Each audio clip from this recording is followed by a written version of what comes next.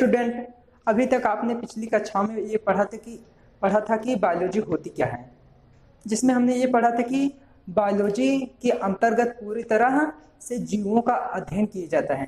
Biology हमारा जीवों का अध्ययन करने वाला विज्ञान है। इसके अंतर्गत हम पूरी तरह से जीव यानी सजीवों के विषय में पढ़ते हैं। तो सजीवों के विषय में पढ़ने के लिए हमें क्या करना पड़ता है? क्लास 11th के बायोलॉजी के पहले चैप्टर में इंटर करना पड़ता है। क्लास 11th के बायोलॉजी का पहला चैप्टर क्या है? सजीव जगत the living world. Chapter first, सजीव जगत द लिविंग वर्ल्ड। तो बायोलॉजी में हम सजीवों के विषय में पढ़ते हैं। तो जानते हैं आखिर अब सजीव होते क्या हैं, किन किन लक्षणों के आधार पर हम सजीव को किसी पदार्थ को बता सकते हैं कि यह सजीव है या यह सजीव नहीं है। क्योंकि पृथ्वी पर दो ही प्रकार के पदार्थ अथवा जीव पाए जाते हैं, एक जिनमें जान होती है जो सजीव होते हैं, एक जिनमें जान नहीं होती वो निर्जीव होते हैं। अब जिनमें जान होती है यानी सजीव, उनमें वो कौन कौन से लक्षण पाए जाते हैं जो उन्हें सजीव कहलाने का हक देते हैं। तो ये ढेर सारे लक्षण हैं जो किसी सजीव में पाए जाते हैं। पहला क्या है? संवेदनशीलता, नेक्स्ट वृद्धि, नेक्स्ट जनन, नेक्स्ट उपापचय, नेक्स्ट समस्थापन, नेक्स्ट पोषण, नेक्स्ट श्वसन, नेक्स्ट परिवहन, नेक्स्ट उत्सर्जन। ये सारे लक्षण जिस पदार्थ में जिस जीव में पाए जाएंगे वह क्या कहलाएगा? सजीव। तो हम सजीव को किस प्रकार परिभाषित कर सकते हैं? तो देखिए, सजीव की परिभाषा यही बनती है, पृथ्वी पर उपस्थित कोई ऐसा पदार्थ जिसमें जीवन जीने की कला होती है, जिसमें जीवन जीने की कला होती है, सजीव कहलाता है। अब बात आती है जीवन जीने की कला होती है या जीवन जीने का ज्ञान होता है, वो सजीव कहलाते हैं। ठीक है, लेकिन इस जीवन जीने के लिए इतने लक्षणों का होना आवश्यक है, तभी वह पदार्थ सजीव कहलाएगा अथवा निर्जीव हो जाएगा। हमने अभी आपको क्या बताया कि सजीव क्या कहलाते हैं? पृथ्वी पर उपस्थित कोई ऐसा पदार्थ जिसमें जीवन जीने का ज्ञान होता है अथवा जीवन जीने की कला होती है, सजीव कहलाता है। अब सजीव कहलाने के लिए उसे या जीवन जीने के लिए उसे इतने सारे लक्षणों को फॉलो करना पड़ेगा। अगर किसी पदार्थ में या किसी जीव में इतने सारे लक्षण है वो सजीव कहलाएगा, अन्यथा वह निर्जीव होगा। तो सजीव की परिभाषा तो हम जान गए, ऐसा कोई पदार्थ जिसमें जीवन जीने की कला होती है, सजीव कहलाता है। अब जीवन जीने के लिए इतने सारे लक्षणों का होना आवश्यक है। तो हम अब एक एक लक्षण को लेकर पढ़ते हैं, आखिर ये सारे सजीव के लक्षण होते क्या हैं।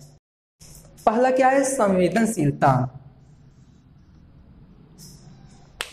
पहला क्या है? संवेदनशीलता। संवेदनशीलता का समान मतलब ये होता है कि कोई भी जीव यानी कोई भी सजीव अपने बाहरी वातावरण तथा अपने आंतरिक वातावरण को लेकर कितना सचेत है या उसे अपने बाहरी वातावरण तथा अपने आंतरिक वातावरण के प्रति कितना ज्ञान है, तो इसी को क्या कहते हैं? संवेदनशीलता।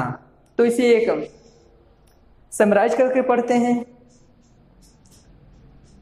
किसी सजीव का वह लक्षण जिसमें वह अपने बाहरी वातावरण तथा अपने आंतरिक वातावरण के प्रति सचेत होता है, उसे ही क्या कहते हैं? संवेदनशीलता।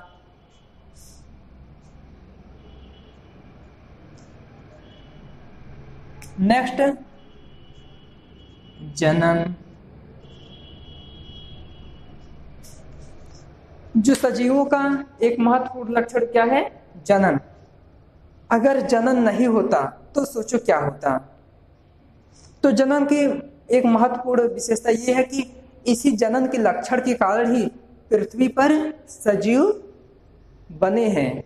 अगर इसी सजीवों में इसी जनन का लक्षण ना होता तो न जाने कितने करोड़ साल पहले पृथ्वी पर जीवों की उत्पत्ति के तुरंत बाद ही या कुछ समय पश्चात ही पृथ्वी से जीवन तुरंत नष्ट हो गया होता। तो देखिए, जनन का लक्षण कितना महत्वपूर्ण है। तो मान लीजिए कि 100 साल पहले, 100 वर्ष पहले पृथ्वी पर कोई जीव बना। मान लो इसकी एज क्या है, 10 साल। मान लो ये कोई जीव है जो 100 साल पहले पृथ्वी पर बना है या जन्म लिया है। इसकी एज कितनी है, 10 साल।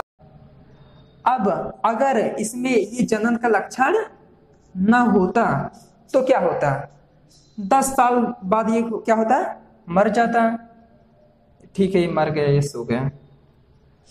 तो फिर से कोई पृथ्वी पर अलग से जीव बन सकते हैं इस जैसा, नहीं।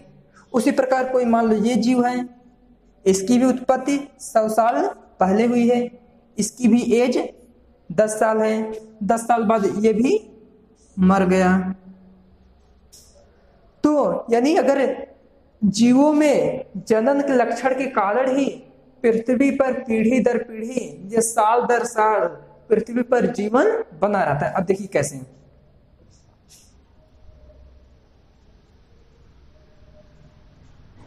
मान लीजिए कि हमारे मम्मी पापा ने हमें जन्म दिया। ये हमारे मम्मी पापा हैं, ये हमें जन्म दिए। एक समय के पश्चात हम भी जब जनन के काबिल हो जाएंगे, हम अपने संतान को जन्म देंगे। और एक समय के पश्चात जब हमारा संतान जनन के काबिल हो जाएगा तो यह भी अपने नए संतान को जन्म देगा। और जब यह भी जनन के काबिल हो जाएगी, यह भी नए संतान को जन्म देगा। देखिए इसी प्रकार पृथ्वी पर जीवन बना रहता है। किस लक्षण के कारण, इसी जनन के लक्षण के कारण। अतः जनन पृथ्वी पर जीवन को मेंटेन रखने के लिए आवश्यक है। तो देखते हैं जनन की परिभाषा क्या होती है। सजीवों का ऐसा लक्षण जिसके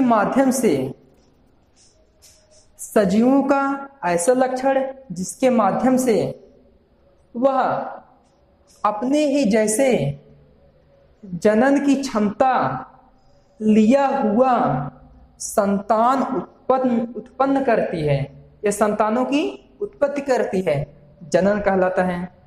फिर से, सजीवों का कोई ऐसा लक्षण जिसमें वह अपने ही जैसे जनन की क्षमता वाला संतान उत्पन्न करता है, जनन कहलाता है, ताकि उसका संतान भी आगे चलकर जनन कर सके।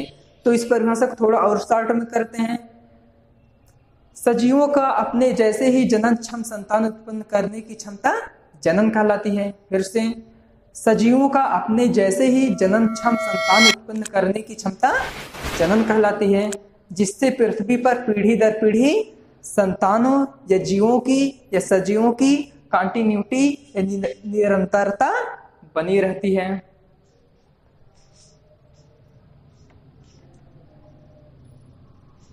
अब नेक्स्ट लक्षण आते हैं वृद्धि। अब देखिए वृद्धि का मतलब क्या होता है। वृद्धि आप ऐसे समझो कि हम जब पैदा होते हैं 2 से 2.5 या 2.5 से 3 केजी के होते हैं। या कोई पौधे का बीज ले लो, जब उसे जमना होता है तो मुश्किल से 1 इंच या 1 इंच से छोटा रहता है। किसी पौधे के बीज तो इतने छोटे हैं होते हैं कि सुई की नोक बराबर। लेकिन देखिए वो कुछ समय के पश्चात एक इतने बड़े पौधे बन जाते हैं। तो वो इतने बड़े पौधे बने, इसका मतलब है उनके आकार तथा आकृति में कोई प्रभावी परिवर्तन तो हुआ। या हम प्रारंभ में 2 से 3 केजी के मध्य थे जब हमारा जन्म हुआ था। तो जन्म के बाद उसमें क्या हुआ कि हम लोग इस समय क्या है 50-60 किलो के हैं, हम लंबाई 5-6 फीट है। तो इससे ये पता चलता है कि चाहे पेड़ पौधे हो चाहे कोई जंतु हो, इनमें समय के साथ इनके आकार तथा आकृति में कोई प्रभावी परिवर्तन आता है। इसी को क्या कहते हैं, वृद्धि कहते हैं। अब इसमें वृद्धि देखिए वो कौन कौन से चीजें होती हैं जो वृद्धि करा सकती हैं। एक होता है कि उनके उनका द्रव्यमान द्रव्यमान में वृद्धि होना, एक होता है उनकी संख्या में वृद्धि होना। अब द्रव्यमान और संख्या में वृद्धि कैसे होगी? ये किसकी बात कर रहा है कि द्रव्यमान में वृद्धि, संख्या में वृद्धि। जो ये द्रव्यमान तथा संख्या में वृद्धि की बात करके वृद्धि को बता रहा है, ये जो द्रव्यमान में वृद्धि तथा संख्या में वृद्धि करके वृद्धि को समझा रहा है, इसका मतलब ये है कि ये, चूंकि हम किसके विषय में पढ़ रहे हैं, सजीव के विषय में। सजीव किसके बने होते हैं? कोशिकाओं के। तो यह जो वृद्धि की बात कर रहा है उन्हीं कोशिकाओं में कर रहा है।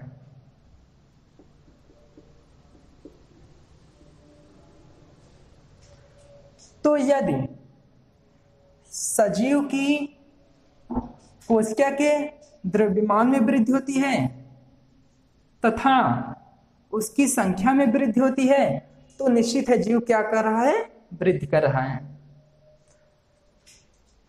यानी वृद्धि किसके कारण होती है? जीव कोशिका के या सजीव कोशिका के द्रव्यमान तथा संख्या में वृद्धि के कारण क्या होता है? वृद्धि। आपको यह पता चला कि अगर जीव कोशिका के द्रव्यमान में तथा संख्या में वृद्धि हो रही है तो निश्चित है जीव वृद्धि करेगा। वृद्धि को हम इस प्रकार परिभाषित कर सकते हैं कि समय के साथ जीव के आकार तथा आकृति में कोई यदि प्रभावी परिवर्तन हो रहा है तो इसे ही क्या कहेंगे? वृद्धि कहेंगे। वृद्धि किसके कारण होती है? द्रव्यमान तथा संख्या में वृद्धि के कारण। अब बात आती है तो सजीव की हो गया।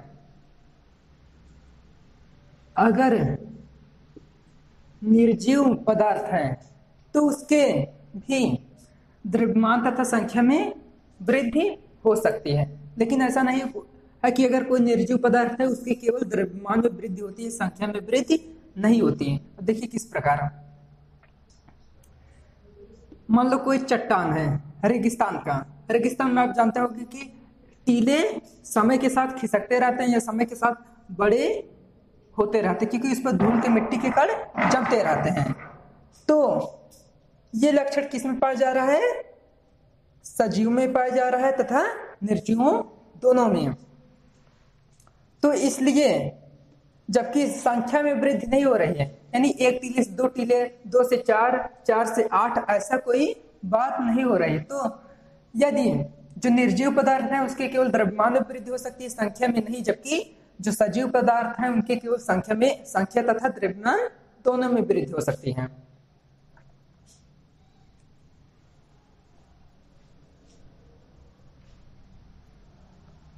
ये तो आपका वृद्धि हुआ।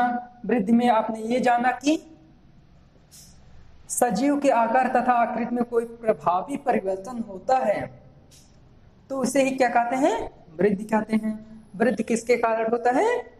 जीव कोशिका के द्रव्यमान तथा संख्या में वृद्धि के कारण, जबकि निर्जीव के केवल द्रव्यमान में वृद्धि हो सकती है, उसके संख्या में नहीं। नेक्स्ट आता है उपापचय। उपापचय को इंग्लिश में क्या कहते हैं? मेटाबॉलिज्म।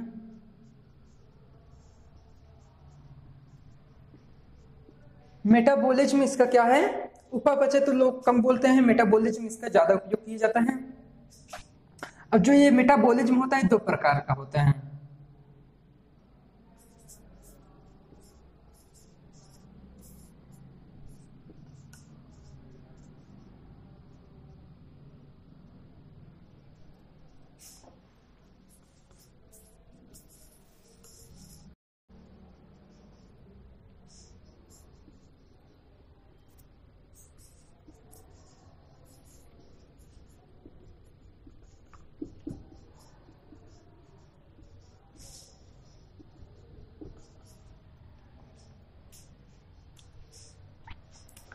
जो हमारा मेटाबॉलिज्म यानी उपापचय होता है, 2 प्रकार की क्रियाओं से मिलकर बना होता है। जो उपापचय यानी मेटाबॉलिज्म है, यह खुद एक प्रकार की क्रिया है, जो उपापचय यानी मेटाबॉलिज्म है, यह खुद एक प्रकार की क्रिया है जो दो अलग अलग प्रकार की क्रियाओं से मिलकर बना होता है। एक कैटाबॉलिज्म, एक एनाबॉलिज्म। जैसे नाम से ही दिखाई पड़ रहा है, कैटाबॉलिज्म यानी काटना, और एनाबॉलिज्म मतलब इनहेंस करना, बढ़ाना या कोई चीज को बनाना। कैटाबॉलिज्म में ये होता है कि कोई एक संग्रहित पदार्थ को तोड़कर अलग अलग भागों में बिखरा दिया जाता है, या किसी एक पदार्थ को अलग अलग भागों में तोड़ा जाता है। जबकि एनाबॉलिज्म का मतलब ये होता है कि दो या दो से अधिक पदार्थों को आपस में जोड़कर कोई एक पदार्थ बनाया जाता है। मेटाबॉलिज्म आपकी एक प्रकार की क्रिया है जो स्वयं दो प्रकार की क्रियाओं से मिलकर बना है, जिसे क्रमशः कैटाबॉलिज्म तथा एनाबॉलिज्म कहते हैं। कैटाबॉलिज्म में एक पदार्थों को कई भागों में तोड़ दिया जाता है, जबकि एनाबॉलिज्म में अलग अलग पदार्थों को जोड़कर एक पदार्थ बनाया जाता है। जैसे उसका श्वसन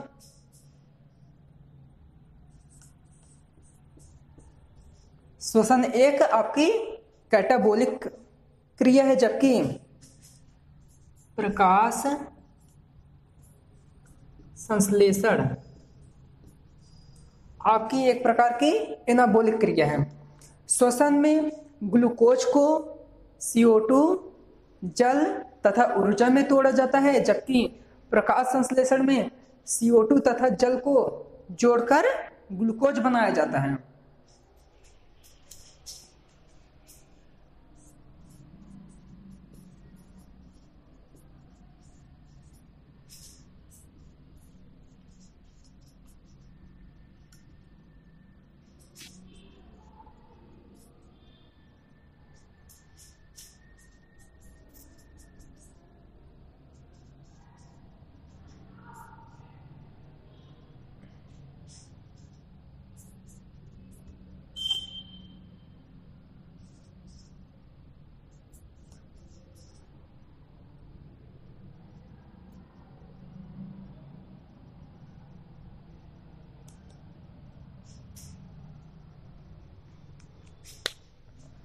ये देखिए आपका श्वसन का समीकरण है, जिसमें ये ग्लूकोज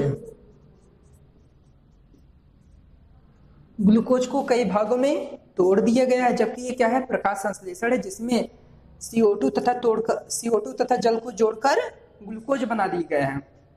यानी ये आपकी एक प्रकार की कैटाबॉलिक क्रिया है, जबकि ये आपकी एक प्रकार की एनाबॉलिक क्रिया है।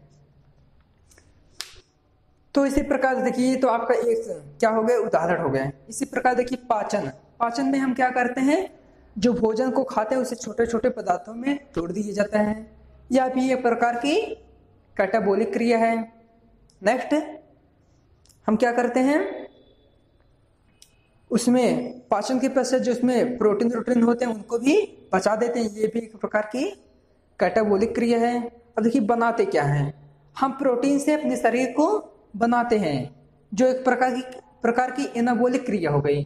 तो लगभग शरीर में जितनी भी क्रियाएं होती हैं, ये क्या होती हैं, कैटाबॉलिक हो सकती हैं अथवा एनाबॉलिक हो सकती हैं। तो अतः हम कह सकते हैं कि शरीर में होने वाली वे समस्त क्रियाएं जो हमारे जीवन के संचालन के लिए आवश्यक होती हैं, क्या कहलाती हैं, उपापचयी क्रियाएं।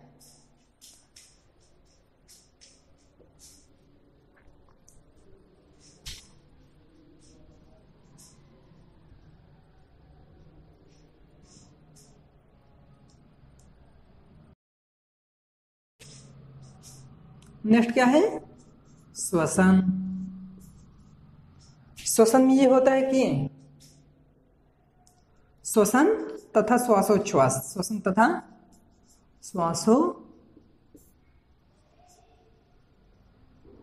श्वासोच्छ्वास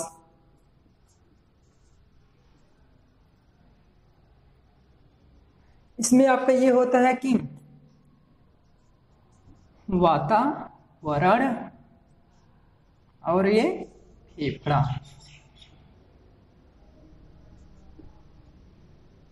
इसमें वातावरण तथा फेफड़े के मध्य O2 तथा CO2 का आदान प्रदान होता है। श्वसन तथा श्वासोच्छ्वास में वातावरण तथा फेफड़े के मध्य ऑक्सीजन तथा CO2 का आदान प्रदान होता है। ये क्या है? समस्त सजीवों का लक्षण है।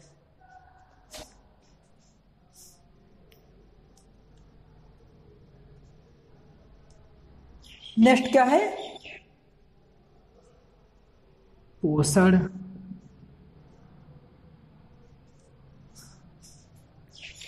सजीव क्या करते हैं? भोजन को पचाकर उसमें जो पोषक पदार्थ होते हैं उनको अवशोषित कर अपने शरीर की वृद्धि तथा विकास करते हैं। हम भोजन क्यों खाते हैं? अपने शरीर की वृद्धि तथा विकास के लिए। अब भोजन खा लिए, इसका मतलब ये नहीं है कि हमारे शरीर की वृद्धि तथा विकास होगा, जब तक कि उस भोजन में जो पोषक पदार्थ हैं उसका उपयोग हमारा शरीर कर नहीं लेता है। तो इसी प्रक्रिया को क्या कहते हैं? पोषण। फिर से रिपीट करते हैं कि हम भोजन क्यों खाते हैं? अपने शरीर की वृद्धि तथा विकास के लिए। अब यानी भोजन खा लिए तो यही पोषण नहीं होता। भोजन खाने के पश्चात उसमें जो प्रोटीन, हार्मोन्स, विटामिन तथा खनिज पदार्थ होते हैं उनको क्या करना पड़ता है? अवशोषित करना पड़ता है। अवशोषित करके उनका उपयोग यदि शरीर करता है तो यही क्रिया क्या कहलाती है? पोषण। यानी पोषण की परिभाषा क्या बनती है? खाद्य पदार्थों के पाचन तथा शरीर द्वारा उनका खाद्य पदार्थों के पाचन तथा उसमें पाचन के पश्चात उसमें उपस्थित पोषक पदार्थों का उपयोग शरीर द्वारा किया जाता है। इसी को क्या कहते हैं? पोषण। फिर से, पाचन के पश्चात पचे हुए पदार्थों में उपस्थित पोषक पदार्थों का उपयोग शरीर अपने वृद्धि तथा विकास के लिए करता है। इसी को क्या कहते हैं? पोषण। पोषण के पश्चात क्या आता है? उत्सर्जन। उत्सर्जन का मतलब ये होता है कि सभी सजीव अपने अंदर बने हानिकारक पदार्थों को शरीर से बाहर निकालते हैं। इसी को क्या कहते हैं? उत्सर्जन। जैसे हम लोग क्या करते हैं, अपने शरीर के जो खराब पदार्थ होते हैं उसे मूत्र के रूप में तथा मल के रूप में बाहर निकालते हैं। इसी प्रक्रिया को क्या कहते हैं? उत्सर्जन। यानी सजीवों द्वारा शरीर में बने हानिकारक पदार्थों को शरीर से बाहर निकालना ही क्या कहलाता है? उत्सर्जन। नेक्स्ट क्या है? समस्थापन।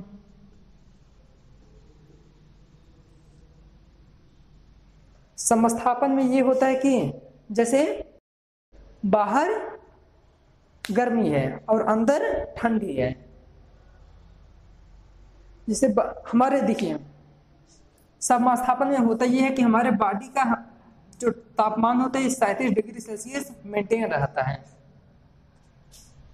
कोई भी मौसम आ जाए हमारे बॉडी का ताप हमेशा 37 डिग्री सेल्सियस ही रहेगा। अगर इससे अधिक ताप होता है तो हमें क्या होती है?